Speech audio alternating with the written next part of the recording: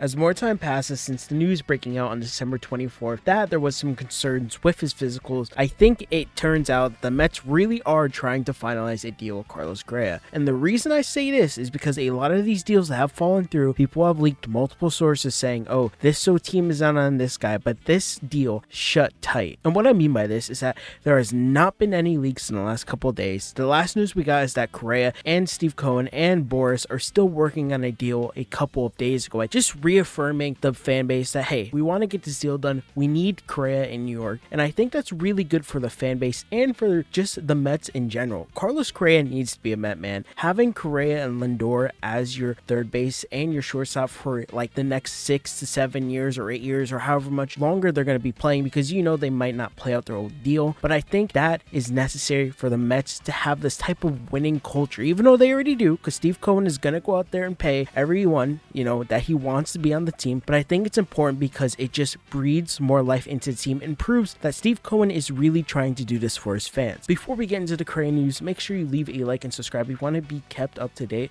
with MLB news, because I do this every day. So yeah, let's get into it. I think that Carlos Correa wants to be a Met, and I think that's really important, because if he didn't, he would be listening to other calls. And yes, there has been some leaks and rumors that so-and-so team called, like for example, the Angels called for Carlos Correa, or the Mariners even checked up on Carlos Correa to see if he was available. And Boras just straight out said, it's a Mets game. It's literally the Mets game to lose. That's what John Heyman said in an article recently. And I think that's really important, because at the end of the day, they both want each other. The relationship between Boras and Steve Cohen is really important as well. Steve Cohen has dealt with Boras a lot. He dealt with him with the Max Scherzer deal. He dealt with them with the Brandon Nimmo deal. If a deal broke between them, it would honestly just break their work relationship. I mean, it happens all the time in the MLB, but I think that because these two have dealt with each other in the past, and Boras knows that Steve Cohen is going to pay his free agents, he's going to keep trying to get that deal done. Also, it's no surprise that the Mets knew about this way before the report even came out. 24 hours before the report came out, the Mets were already working with a deal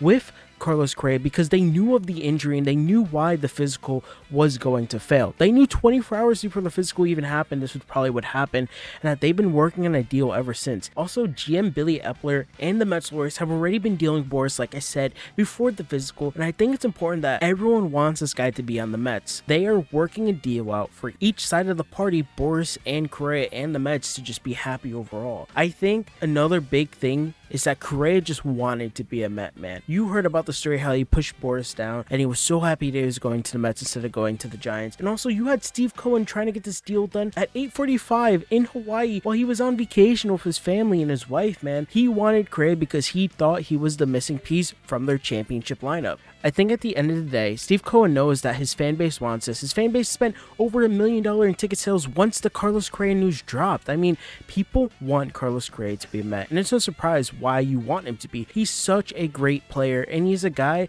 that is going to stand up for his fan base and his teammates. He's a dude that's going to be a clubhouse leader, and that's why so many teams want to lock him up. That's why the Twins wanted to try for once and get a long-term free agent, because they knew that he's a clubhouse guy. He's a guy that everyone enjoys to be around, and someone that will teach the youngins and listen to people and not be a brat. Even though he's a superstar, he's not going to have that huge ego to people around the people that he works with. I mean, he'll probably have an ego when he plays certain teams and he plays against people, but he's gonna be a good guy for your clubhouse. And I think that's important, because the Mets have that kind of already with a lot of their dudes. Like of course you have Brandon Nimmo, you got Jeff McNeil, you got Francisco Lindor, you got these people that are just those good people to have running your clubhouse. But I think having someone like Carlos Correa just adds to that vibe overall. And looking back on my last video I made, I think the deal will still be maybe 8 to 10 years. How long do you guys think, honestly, that Correa is going to be locked up in a deal? Because the big reason why this physical failed and why people are a little iffy about him being a Met or having a long-term deal per se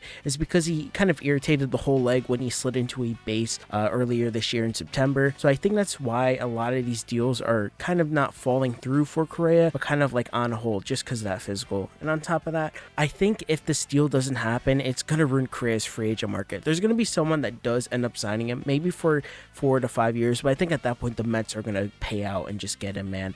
I think Correa going to the Mets is inevitable, and I think it will happen in the coming days, probably after New Year's, unless it breaks like tonight or when I wake up in the morning. This is being recorded, by the way, on December 30th, 3:26 a.m. So early in the morning. You guys are going to see this probably at 6 a.m. But yeah, that's pretty much it, guys. Thank you guys for watching. Please leave a like and subscribe if you guys enjoyed this content. Thank you guys for watching. My name is Jotalks ImHitch. Have a good one.